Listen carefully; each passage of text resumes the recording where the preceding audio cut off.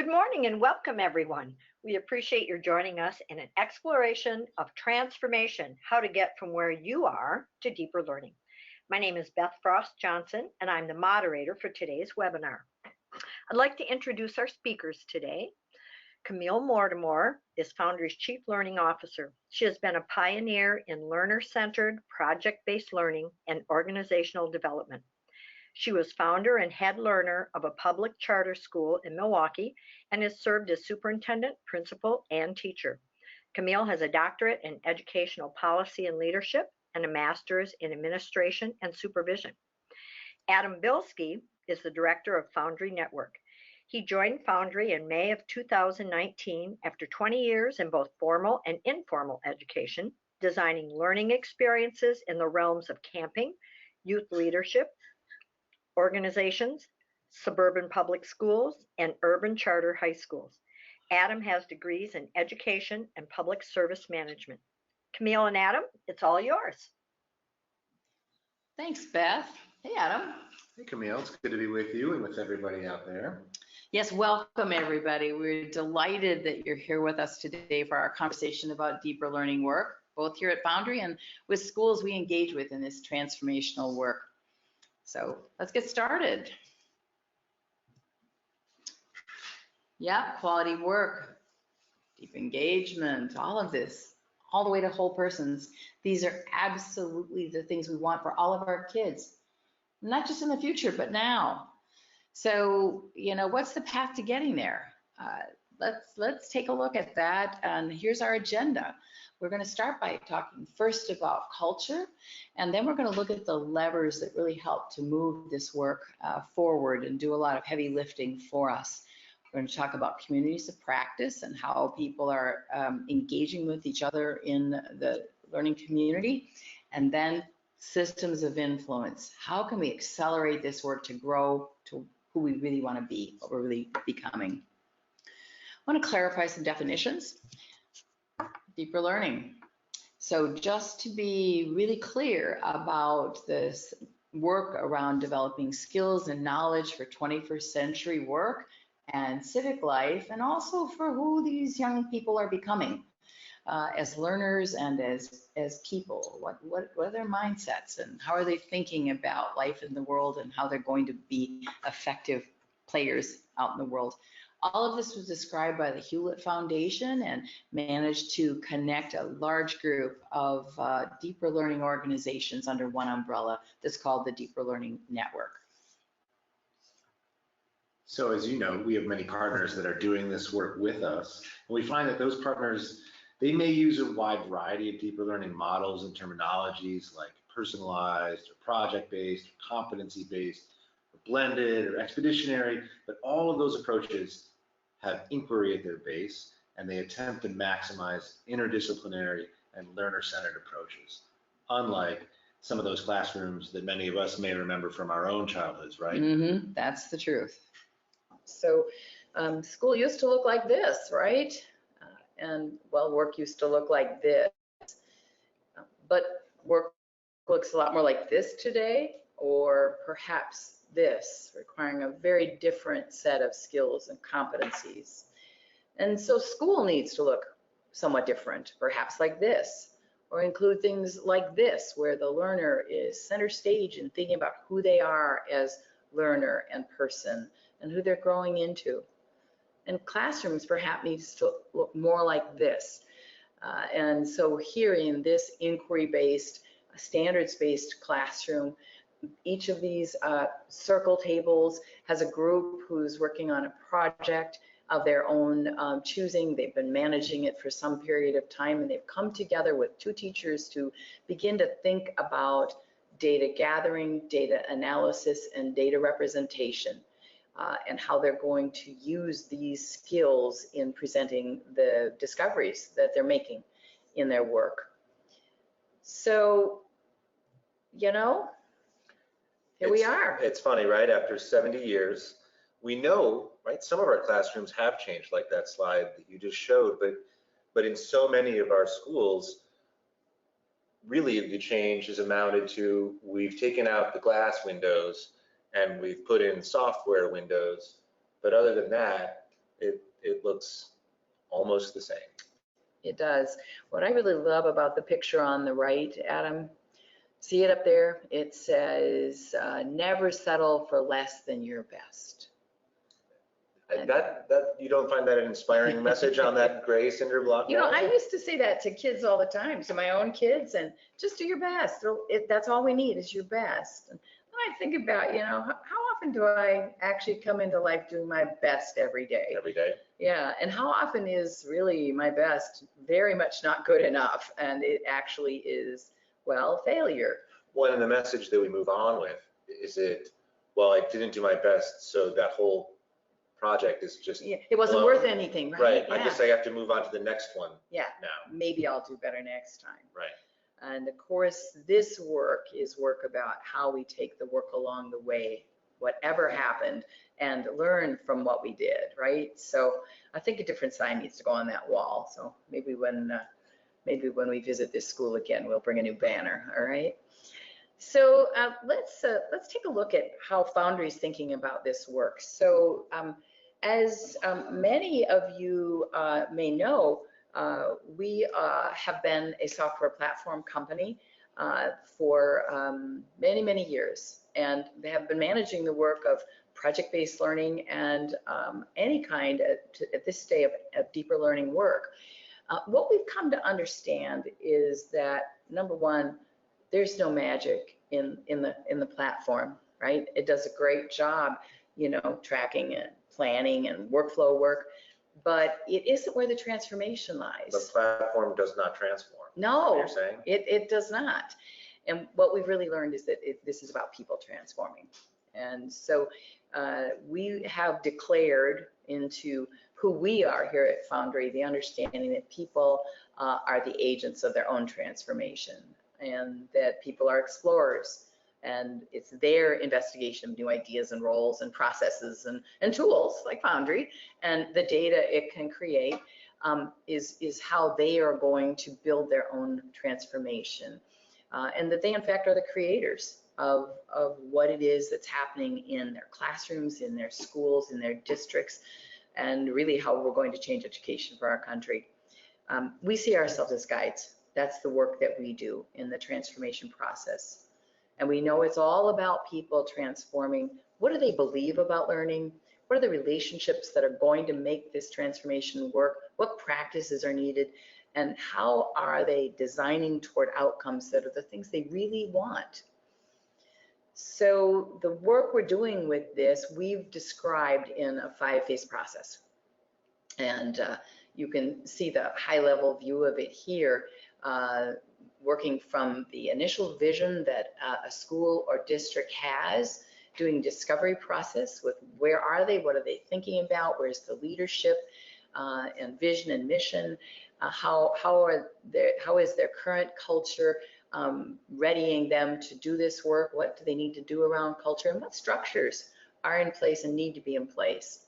So, you know, this discovery process for everyone is a really important part of kind of establishing, here's where we are, you know, and where we're headed is over to deeper learning, and then designing toward that with what are the outcomes, the instruction and assessment, and then the parts that we've done for a long time, which is work with teachers in designing this work and doing the work with students and how they use our platform to do this, but it's much more than that. So we're not just expecting them to turn it on and be No. ready to go.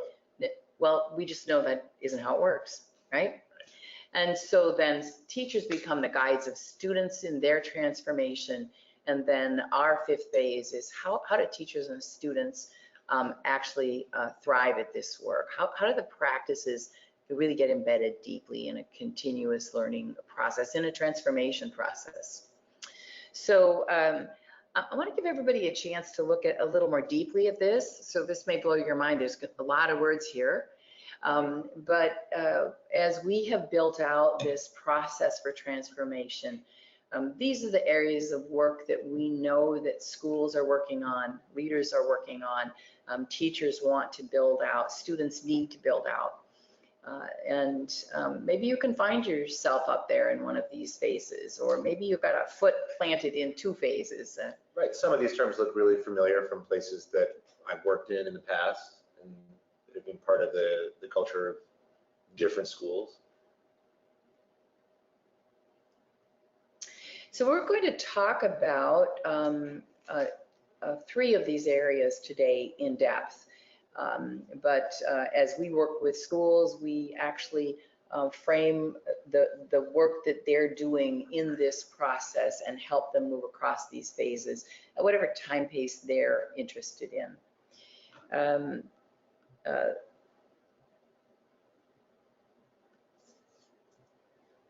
These are the 3 areas we're going to focus on today: culture, structures, and teacher transformation. As we do this work with teachers, we use our platform to support this work across all of these phases and allow people to explore in the platform and build things that are going to work for their space. Today, we just want to think about these areas and where people are. We've designed a series of questions for people to be thinking about. So for everyone out there, we are going to send you these questions with each phase of this presentation. These are questions around the transformation process that we think are really important questions. And we'll send you this sort of to-do list, if you will, thinking to-do list, a wondering list, ways to begin designing this process for yourself. So let's jump in and talk about culture, the first part of this work. So we're going to consider deeper learning, and then we're really going to look at the culture that guides and sustains deeper learning in these schools. So Adam, takes away. You know, I like that phrase that you used earlier when we were talking about this. You said we were framing it as from transforming culture into a culture of transformation. Do you remember when we had that conversation? Yeah, we did. We had. I really like that phrase the more I thought about it. The idea that deeper learning isn't a one-time, we download this, open up our heads and pour it in. It's not a turnkey solution. That what we're really looking to do is nurturing a culture of transformation, and that transformation doesn't just end. Mm-hmm. Right? We know we've transformed when we know that we're not done transforming, right? Yeah. That it's a living, ongoing process, right? So what do we mean by culture? You know what, before you go on to what we mean by culture, what I want to do is stop and look at this picture on the right. This is a beautiful picture you've put here. What I love best about it is that plant. And it's inside that learner. So that we may plant the seeds, the truth is the growing of all of this happens inside the learner. The making of meaning, the transformation is inside the learner, whether they're student learners or adult learners. Or, the seed is there already, right? Yeah. And we provide nourishment. Yeah. But it's gonna, where it grows, is beyond what we can measure and fill up and cap at the top, right? Yeah, sometimes it's even hard to capture some of that along the way. The kids come back and tell us about it though. All right, let's go to your definition of culture now. For our purposes, right? Culture can be defined as a lot of things, but the way that we think about it in a learning environment is a set of behaviors and mindsets that we reinforce through the systems and structures that we have in place. The whole idea of culture, if we even go up one more level, when we talk about our society, for example, it's just the way we live, right? It's the way we live. In school, it's the way we work, right? So I like how you've taken this and gotten more specific about behaviors and mindsets and their reinforcement. Well, sometimes when we say it's the way we live or it's the way we work, that's so broad. When we think about what does that mean? It's a little like this and it's a little like that. So, I think by separating out those two components, into behaviors and mindsets, right? So, here are 2 classrooms and they're both full of students and they're apparently engaged in work and learning. Both you can see are referring to texts and they're eager to contribute. And each of those classrooms may be very familiar to the ones, in which we've worked. And even the contrast between them may not be a new concept, right? We may have seen two side-by-side pictures like that before. But looking at just first at the behaviors, right? We see the kids on the left, they're all raising their hands, they're all facing forward, and at the extreme version of this, right? I don't know all of the answers that they're prepared to give or what the question even is, just a picture, right? But at the extreme version of this, all the students are waiting to give the same right answer at the right time when the teacher says go, right? And so what mindset does that reflect, right? That mindset is that there's one answer, that's the right answer, and that students ought to wait, that the classroom environment is about giving answers to a question. And in the right-hand one, we see this is a Harkness table at Exeter, and we see that the teacher's sitting in a circle with the rest of them and smiling and listening, and students are contributing in a free-flowing conversation way.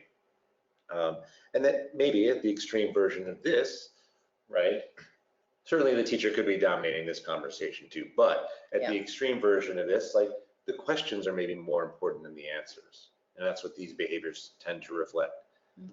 So moving on, right? Same picture, but a different question. So what systems and structures are reinforcing these behaviors, right? On the left, we've got the classroom setup, the furniture, the shape of the furniture, the arrangement of the furniture, rows and desks, which way is everybody facing, right? And they're facing the teacher, right? So that's reinforcing the idea that the teacher's in charge and the students are waiting. Teacher-driven school, right? Yeah. And on the right, we've got the setup is round and everybody's we got this equitable place around the table and everybody can contribute equally. And there's not necessarily a set time in which to do that. Yeah, relationships just look like they must be different in this school on the right. Right. Yeah. And we're not here to say that one is right and one is wrong or one has more value than the other, right? Some of these behaviors are appropriate at certain times. There are definitely times where it's good to wait until called on, and there are definitely times where it's good to have conversation. The point is, if our learning environment looks a little bit like the left in one room and a little bit like the right in another room, and the whole school is somewhere in between, what does that say about our whole school culture, right?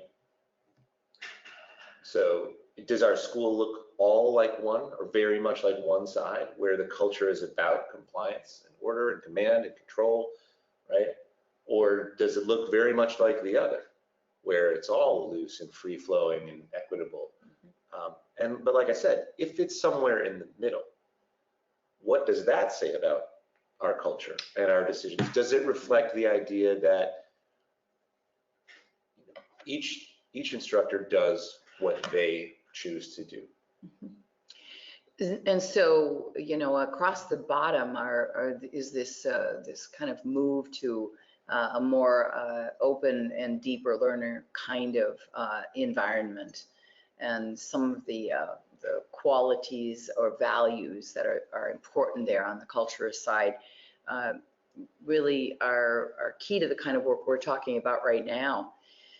If we talk about this, I think what I hear you saying is something about how do we get really clear-headed about this? Right. And the idea that any of these approaches might be right for our students, for our environment, for our community, for the time, for the moment. But are we letting that happen? Or are we deciding that it should happen? Choosing. Are we choosing? Being intentional. All right. Are we understanding what these behaviors are and how we're reinforcing them before we continue doing what we've been doing? Yeah, we love inquiry-based learning, right? And so the question here for me is why are we doing what we're doing? Why are we doing it? Simon Sinek, right? Why are we doing it? Start with why. Well, yep, start with why, then go to what and how, but start with why. So why are we doing it? So in thinking about why we're doing and what we're doing, we want to share this with you. Adam's the main cheerleader of this book club here at Foundry. Why don't you tell us about that? I love that we got this book. It's it's functioning as a bit of a classroom text for us here, wouldn't you say? This Yeah. is In Search of Deeper Learning by Jal Mehta at the Harvard Graduate School of Education and Sarah Fine, who is at the High Tech Graduate School of Education. And we could do a whole webinar just talking about how great this book is, but what they've done is they've surveyed several hundred schools across America and really done a nice job of kind of categorizing them into recognizable types by their culture. By schools that value that command and control, they call no excuses charter schools. Then there's the attainment high, where the APs and the test scores are the thing. And then there's what they call the Dewey high, which is the project-based, the deeper learning. And they've really done a nice job of pointing out how those cultures are created in each of those schools and how the learning environments are really punctuated, right? Where deeper learning happens is their second big concept is at the intersection of these three values. Yeah, right. And this virtues. Yeah, they're virtues. They actually step into the space of what is virtuous and this virtuous cycle that goes on. So mastery is, as we know, what is the development of knowledge and skill that's going on in the learning environment. And the identity piece, as they describe it, is that seeing the core self as vitally connected to the learning and doing. How is this a part of me? The learner. So fully, how is the learner at the core coming to this? And then the creativity part is to enact learning by producing something rather than receiving knowledge. It's your slide earlier, isn't it, with the pitcher or the seed inside the mind. Growing out, right? Contributing to the community. Yeah, and one of the interesting things that is clear about this work as they address it in the book is that districts and schools and teachers that are doing this work sit in the nexus of these three virtues. They may not sit in the middle, right? They may not be that full balance of sitting in the middle. One kind of environment may be really focused on mastery, or at a certain time of year is really focused on mastery, or in a certain kind of learning experience, or identity may be the thing that's a focus now. But in some places, really the focus of the work is creativity, and it takes the lead. So this red dot would move around inside this triangle, wouldn't it? And I think it's also really important to think about this in that this is it's not static. Right. If I'm thinking about incorporating these virtues into my curriculum as a classroom teacher, right? And I realize I'm focused on mastery, but then what do I do? How I have to now add identity and creativity to every lesson plan? There's like a perfect balance. I don't think that's what they're getting at, that these things, that there's this must be first and this is the base before we can move on to, or that you have to have the exact right amount. The idea, like you said, that the deeper learning can happen when all three are present, and that always varies. Yeah. And I loved how they described so clearly how deeply nested this is, and that it's iterating over and over again. They really actually think about this in an iterating way, in a constantly moving circle of use of these lenses of how we think about learning and the learner.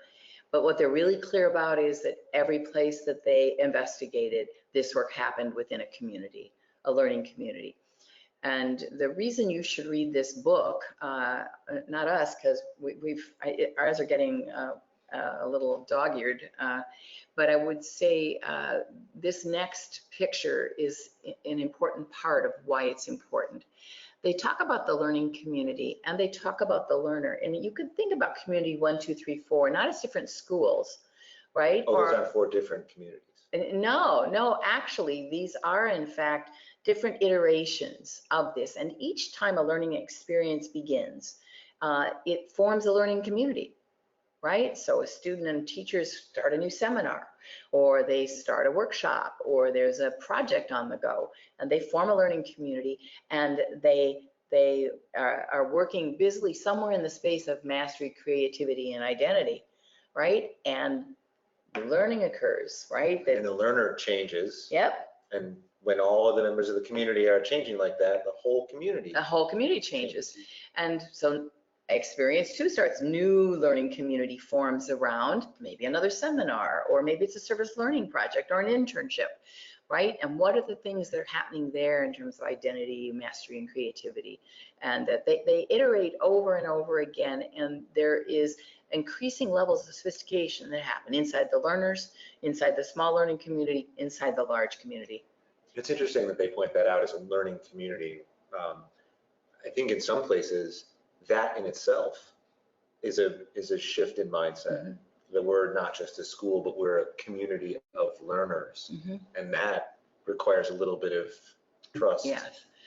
Yeah, and I think we've come to talk about learning communities like it's one word.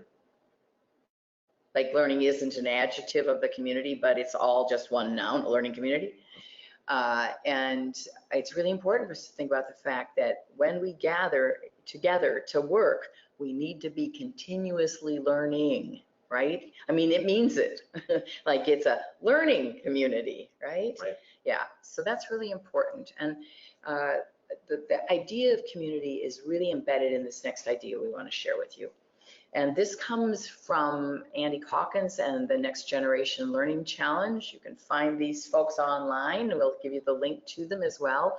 They're working on building out a rich definition and working models of transformation science.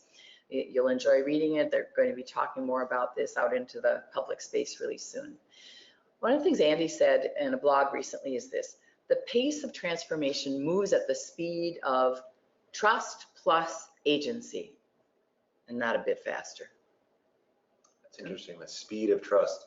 That's a Stephen Covey idea, I think we could share with our participants later on. Yes, that is actually. I think it's Stephen Covey's, the son, is it not? The younger, yes. Yeah. So this idea of trust plus agency, the learning community, actually to be a place of learning needs to be a place of safety. Don't we all know that, right? Maslow's hierarchy of needs, sure. Right? That place of safety, and that trust needs to be in place for this work to be happening. And it is in fact the base by which agency is built. And it's not easy.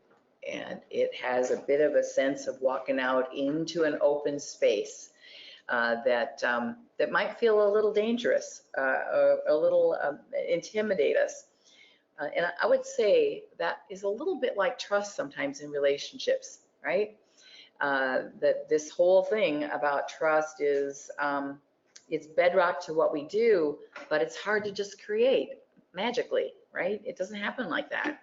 You've had that experience, I bet. No, it takes some work. It does. And it takes intentionality like anything else. So, this is a funny picture.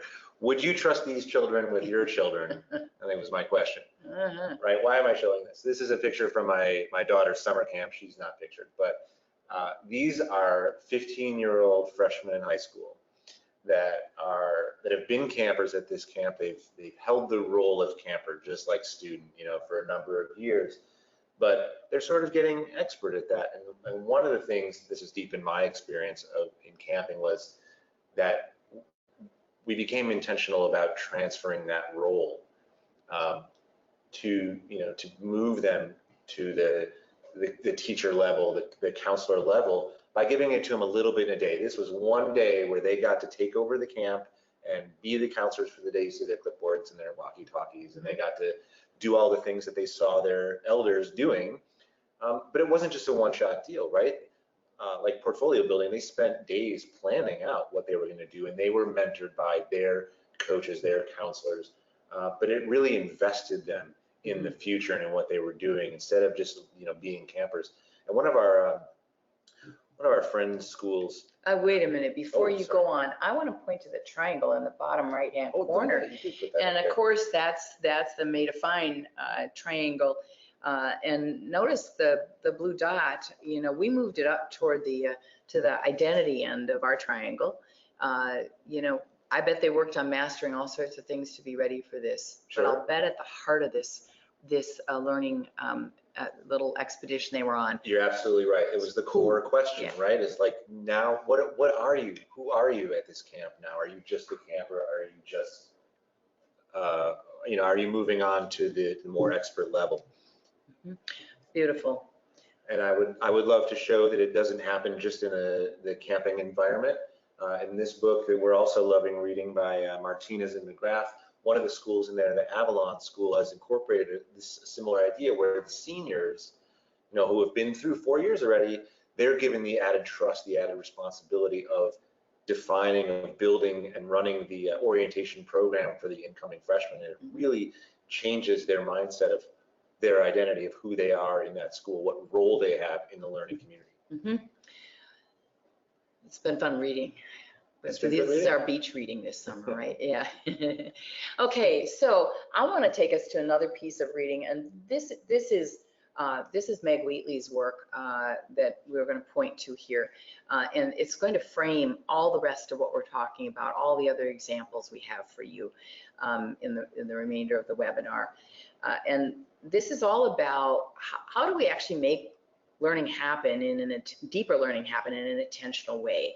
How do we get it to emerge? And so this is Wheatley's theories about emergence, and I want you to think about networks first. And these are, as people come together, they find like-minded people that want to think and talk together, but really they're there not in a deeply connected way. They're often there for being able to get something, learn something. Sure, like a get some LinkedIn interest. network where I can make an introduction for you, you can make one for me, and that's great. That's right. We both benefit. Or a couple of teachers say, hey, I love what you're doing with portfolio. Could you show me that stuff?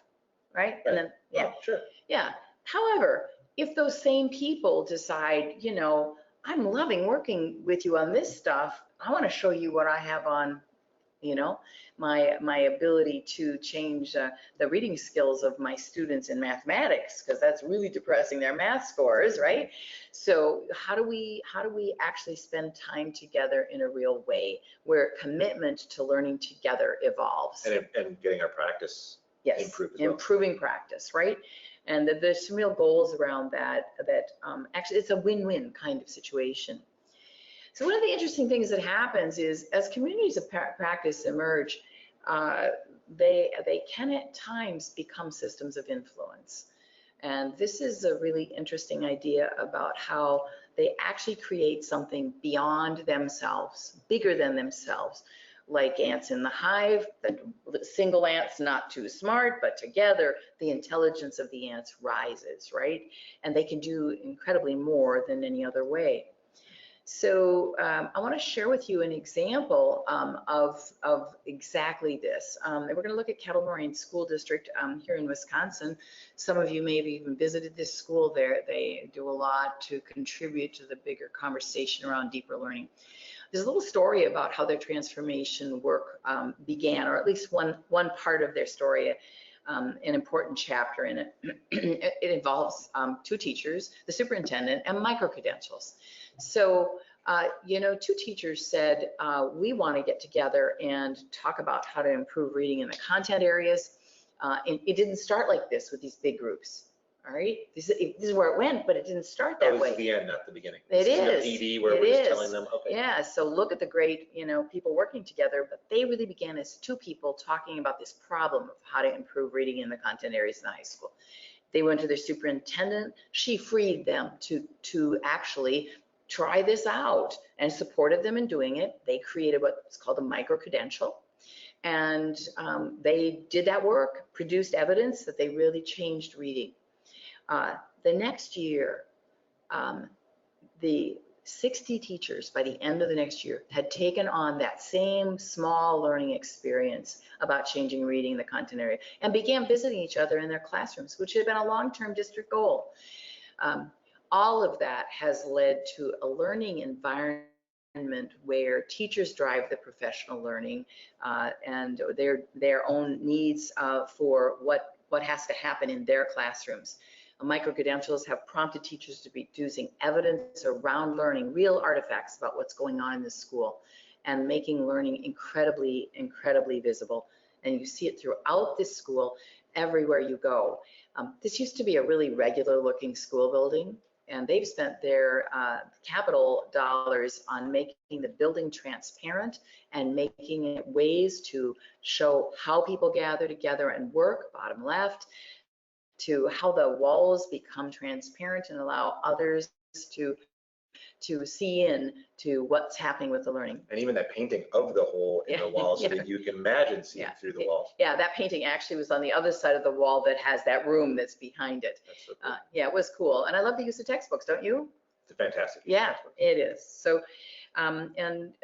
you know, they have built out communities of practice throughout the school. And so we're seeing some very specific work around creativity, but we put the triangle with things right smack dab in the middle. The school has really figured out how to balance mastery, identity, and creativity. And one of the things that 3 charter schools have emerged to try different things within this district. And what's really powerful about the work that they've done is that they have made it visible to more than themselves. They invite people into their school all the time. Conferences happen here, convenings happen here, and they are a powerful window into deeper learning. And they're really humble about it because they see themselves as on the way, still in the process, continuing to be a learning community and taking on new challenges. Open all to the joining time. new communities of practice. All the time, all the time. So the last thing on this section of what we're doing is about the questions on culture. We're going to be sending these to you to challenge you to think about culture in these ways. We'll send you the resources as well. Okay, so Adam, we're going to look at what are the levers that power change. All right, so let's get more specific about like what will we do, right? So I want to explain this slide, and then Adam's going to give us some examples of it. When we look at our process here in the discovery phase, we always ask schools to analyze what structures do they already have in place that would support deeper learning. And the structures on the left of this chart, block scheduling, how they use their place, exhibitions, student conferences, portfolios, and advisories. We know these to be really powerful levers. And some of them are very familiar. Some of them we may Right. be even doing Yeah. now. The question is, why are they levers? And so we've over onto the right side of this, why block scheduling is a powerful lever. Why does it allow us to lift a lot more than without doing this structural change? And it's because we change how we use time. So time really is the lever. How are we using time? With the master schedule, how are we using time? How are we using time in the classroom? How well are students using time? Is that use of time in the classroom connected to how people use time in the workplace, in their real lives? Absolutely, all the way around. Time is a really powerful lever. Aren't we always saying, God, I'm running late, I'm running late, I'm running late? How do we use time to our benefit rather than as just an endless problem in our life? So how do we get serious about using time as a lever? So we're going to take a look at some of these and tell you the levers that we see working in space. So Adam? Sure. Lever of location, right? And you saw the setup, the physical, in the earlier picture of the 2 classrooms. Here we have a classroom on the left where learning is transparent. You can see where it's happening. There's writing on the walls, and on the right, you know, what message are we sending with this use of space? How big is your place in this community? Fits into this tiny line. Yeah. How about here? Well, here we have external spaces, right? Not just the setup in the building, but how we use location outside the building. What parts of the community are we connecting learning to? Whether it's you know, working in a shop or an internship in a museum or a music studio. And of course, you know, the levers connecting the learning to the outside environment. Yep, really powerful places that change. And so here we're talking about the lever of agency. We connected that to the idea of student-led conferences, right?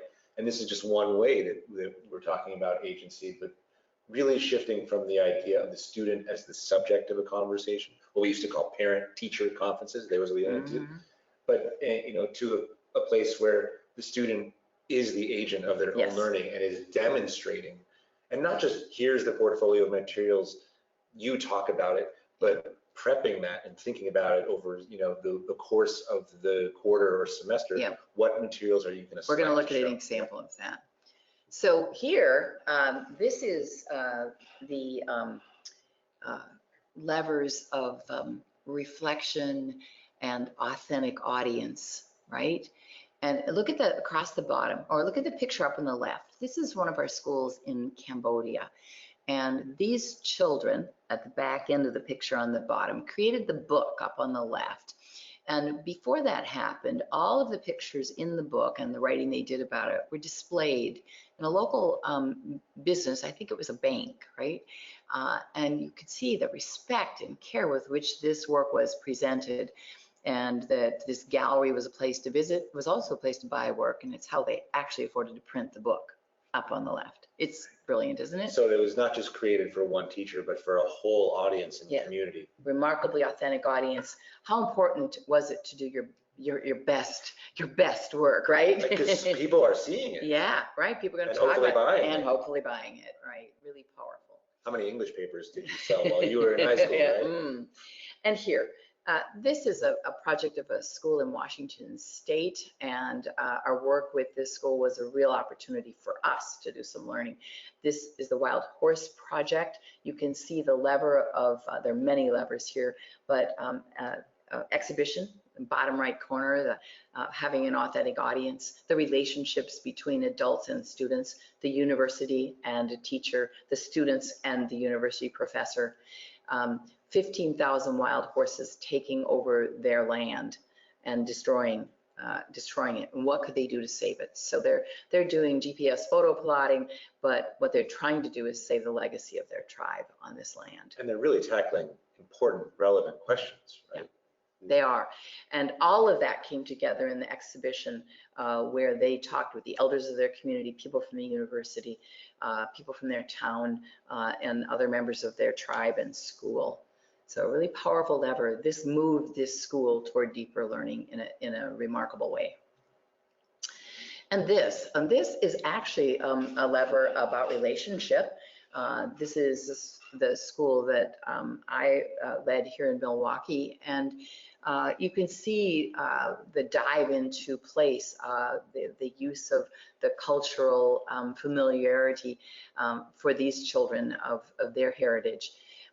But one of the things that happened is that the red shirt leaders in the three children sitting on the African chair, this work was all about who do we say we are here, and how do we show who we are as the best we can be? How do we become the ideal graduate of this school? And we celebrated that every week in a community circle. I'm sure you aren't able to read all of this, but actually this was the framework around which our learning and portfolio development worked, right? And I want to show you just these 6 characteristics were important to all of the work we did: academic and skill, identity stuff, and creativity, mastery as well. You've really moved from looking at the end result, from stamping the student as this percent, you rank right about here, to Yes. something much broader. Much broader. And our portfolio process was deeply related to the ideal graduate. And so students needed to present, from 3-year-olds through 14-year-olds needed to present, for example, I'm showing you here the confident leader. These kinds of things were things that could go into their portfolio. The work was done, reflected on quarterly. What have I done this quarter? What are my goals for next quarter? Selecting out how much I've grown and what do I want to grow on next. Well, what's key is that you decided to trust the learner to decide Yes. what was the best work that they did that demonstrated these qualities. Absolutely. And the result of that trust and the relationship with the teacher mentoring this created an annual portfolio, and those annual portfolios stacked into a story of learning over significant time.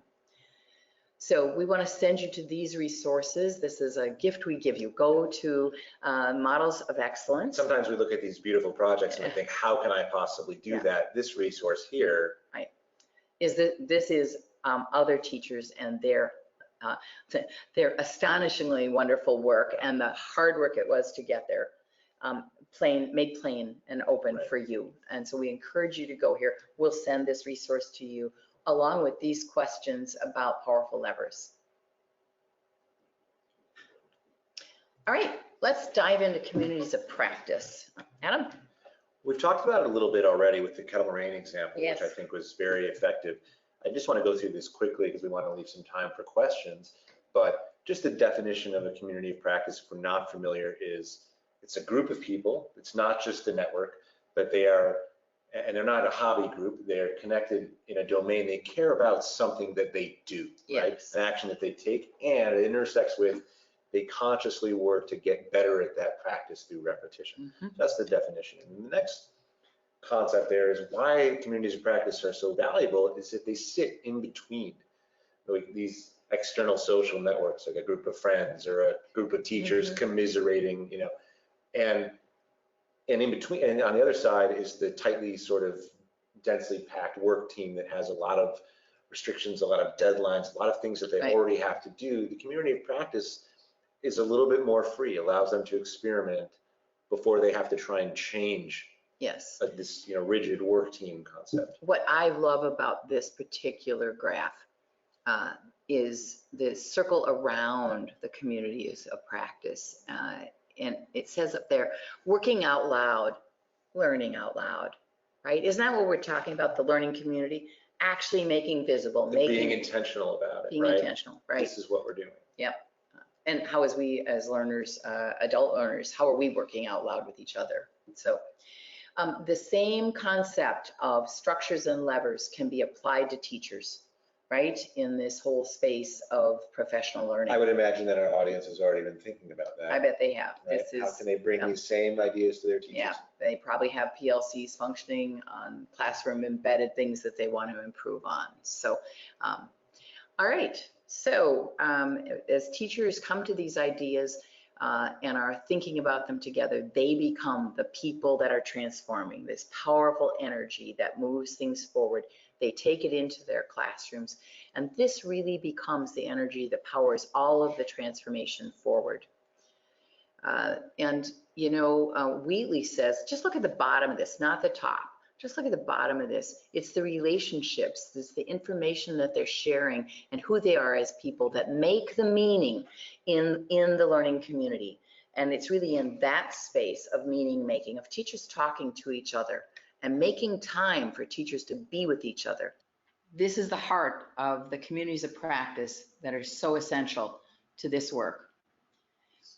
We're going to send you these questions on communities of practice. We hope you'll explore them together in your own community of practice. So let's dive in now to this last piece of our work, systems of influence, and the ability of nurturing communities of practice to build these systems of influence that will actually accelerate the work to a desired future, really into futures that we haven't even imagined might be possible faster than we ever imagined them. It should be intriguing, right? It should. So what's the bridge into this work? Isn't this an extraordinary piece of work? Think the geometry that was learned here, the math that was done, and look at the community of practice that's sitting down at the base of the far end of the stairs there. Educators working together. So systems of influence, they're remarkable in that they actually appear seemingly out of nowhere. And they have this remarkable power or influence to accelerate work. They make what seems to be impossible possible. And the thing that we really care about is that they take the pioneering work and make it the norm. Wouldn't that be remarkable if pioneering work that schools all over this country are doing in deeper learning actually became the norm for students? Yeah, that's the goal of this work. And we know it's the goal of your work too. So let's take a look at systems of influence. We saw it happen at Kettle Moraine, right? There are communities of practice emerging into a system of influence that has affected people all across the country, right? We saw it at High Tech High, right? Their graduate school that has emerged over the last years. And the book that's come out of it, In Search of Deeper Learning. Exactly. We're also going to connect you with the transformation science work of Next Generation Learning Challenges. This is a place for you to dive further into the systems of influence. But the last idea we want to share with you is a really big idea that's kind of mind-blowing. On the left, we have the blue whale. Adam, I'm going to share some whale facts with you. I love whale facts. Yes, the weight of 25 elephants. Like, this is a big creature, the largest creature on the planet. An institution. Yes, in and of itself, an institution. Its heart is the size of a Volkswagen Beetle. It's big. It's really big. Its baby for the first year actually gains 15 pounds a That's day. amazing. I mean, this is a big creature. I wish I had that freedom. I know, exactly. It's a really big creature. The interesting thing is that if it wants to actually move in its space, it takes 3 to 5 minutes to turn itself 180 degrees.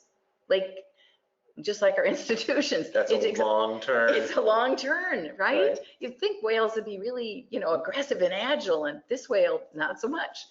On the right, we have what is called the committed sardine. Sardines are tiny though. Yeah, they are. And look at them. This group of sardines that you're looking at has the same biomass as that whale. Is that right? Yeah, astonishingly. And only a few sardines is what it takes to turn that similar biomass within seconds. How does that work? Well, it actually happens that a few folks within it actually get the idea that going the other direction, just a few sardines, and actually to turn the entire biomass, they say it's somewhere between, 10%, 12, 15%, right? So the few sardines aren't shouting at the whole bunch saying, we have to turn, we have to turn. They just start Turn and turning go. themselves. turn and go. It's Yep. amazing. Turn and go. All right. So these are the questions we're going to send you about systems of influence, right? We will send you the resources as well, all right?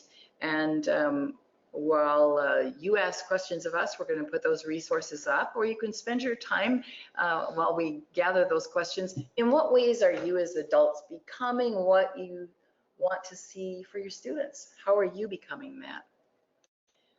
So, Beth, have you got questions for us? And Adam, we've got a few questions here. The first one is from a district superintendent. Technology has not been a magic solution to transform our schools. The challenges are in the world of people, agreed. What do you see as the most important focus for moving our community toward deeper learning?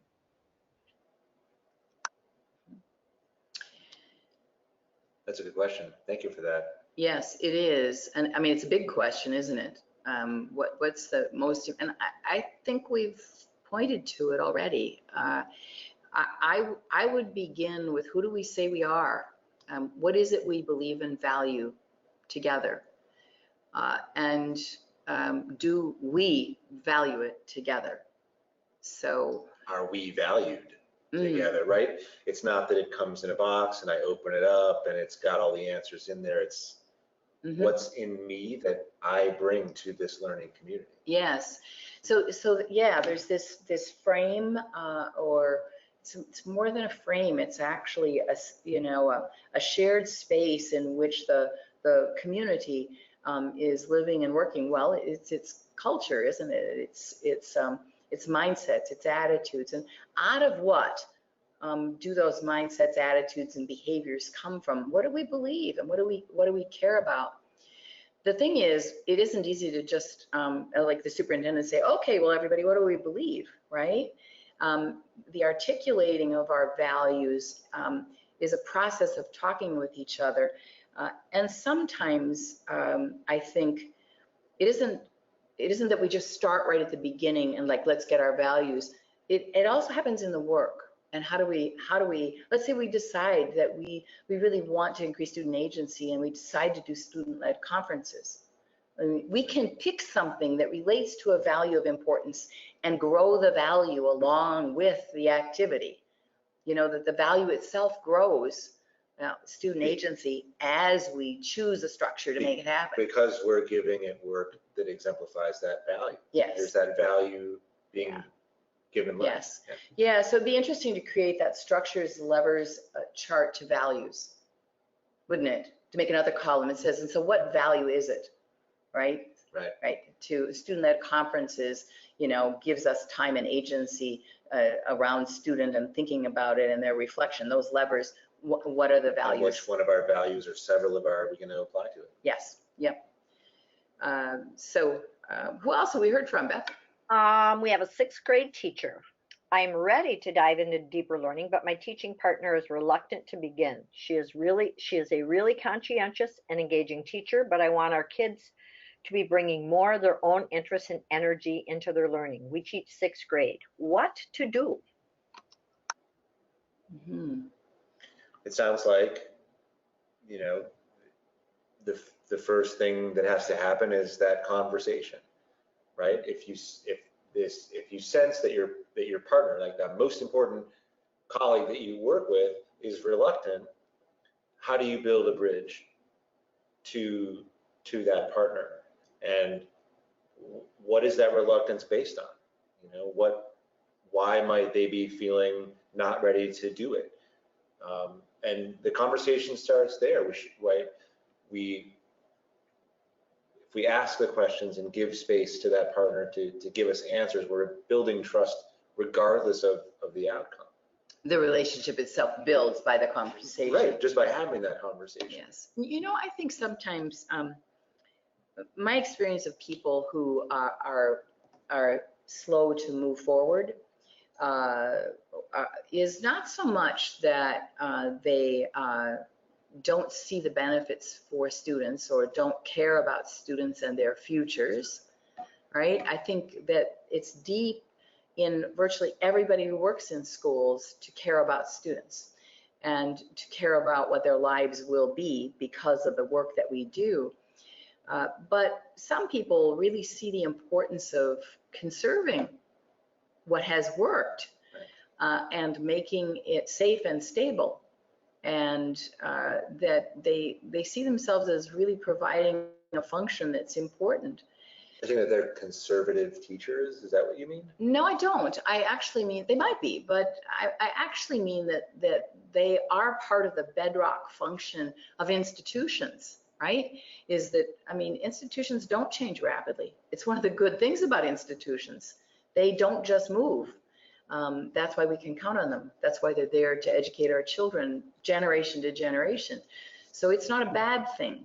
And being conservator is about what's good in our school, right. So that's not trying to say that I think we should move slowly, and that the 6th grade teacher isn't actually right in trying to encourage her friend forward, but it's to respect that space. Right, that if that person sees themselves as a conservator, that's part of their identity, that as my partner, I'm validating that. The other thing I would say too is that then, and you referenced this, I think, Adam, it's what you may have been pointing to is, what are there fears that are there that are about not moving forward? So, I think one of the most important things I hear from teachers is, it's really important that I have my class orderly, that they not be disrupting the school, that I be viewed as a teacher who can manage students, and that our place is a safe place to learn and a quality place to learn, and other people respect me for that.